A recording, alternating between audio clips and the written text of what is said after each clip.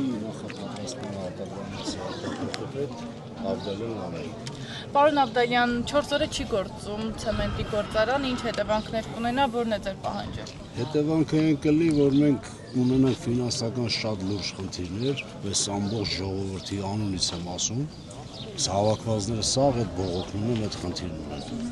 Մեկ, երկրորդն էլ ասենք պատճառն ինչա, որ այս գործարանը այս պահին պալոմվել է ու սենց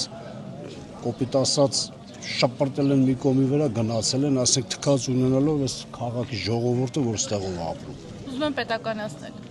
Այսինքն հիմքերը Վերադարձնել ժողովրդին, այդպես ասում է Նիկոլ Փաշինյանը։ Ինչ որ այա, խիափակ, դա ինչ կապ ունի պետականացման հետ։ Դա պրոցես է, որը որ ոչ մեկ էլ ոչինչ չի կարա կանխագուշակի ու խոսա։ Ու դա էլ հարց է։ Բայց այս մարդիկ օրական են կորցնում։ Բանկերին ունեն ապառիկներ, հիպոթեկներ, եսի մինչեր պետք է տան։ Որ բանկն եկավ չտվիր օրը անցավ ժամկետանց, չէ՞։ Վարկային վատ պատմություն ու կյանքի ավելի բարդ պրոցես 1000 հոգու համար ու քաղաքի գյուղի ժողովուրդը ստեղել։ Հիմա մենք ինչ անենք։ Հեսա Ես վատ ապրող մարդ եմ, ամեն ամսի 15-ին մուծումներ ունեմ, ոստիկաններից բռնած, բանկերից դուրս եկած, հարկադիրներից հելած։ Հիմա ամսի 15-ին ով է իմ պատասխանը տալու ու ոնց։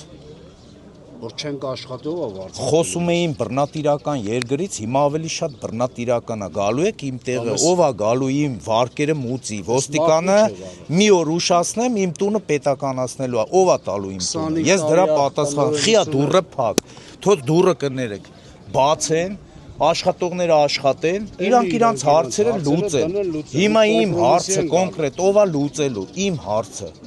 Իմ հիմնարկը աշխատում էր, այսքան ժողովուրդ սաղ աշխատում էին, դուրը փակելով ինչ են ուզում ասեն։ Դրանով ներկայացնում են իրանց դեմքը, իրանց դիմակը։ Ժողովրդավարությունը տենց չի լինում։ Եթե ժողովրդավարությունն է, Հիսուսը Աստվածը չարին էլ է ներում, բարիին էլ։ Եթե ուզում ես լավ մարդ լինես, ով ուզում է լինի, ես ոչ քաղաքական գործիչ եմ, ոչ էլ հասկանում եմ, ոչ էլ դպրոց եմ գնացել, բայց ապրել եմ 90-ական թվերից մինչև այսօր իմ աշկերի դեմը հələ չի եղել մի հատ վարորդ քրեական պատասխանատվության ենթարկվի։ Էս ինչ քաղաք սարքիկ, էս ինչ երգիր։ Ամոթ կանեմ հիմա միտեղ կանգնեմ, ասեմ հայ եմ, ու այս ժողովրդի մեջ ապրելով 50%-ը դարել է չգիտեմ ինչ։ Մեկ այդ բան ես խոսում ժուրնալիստի նման, ձեր նման այսպես պահումա կամերան դեմքիդ գցում է ինտերնետ։ Էս ինչ դարավ։ Մարդ եղեք մի քիչ։ Մեր հերոսներին մի ուրացեք, մեր երկրին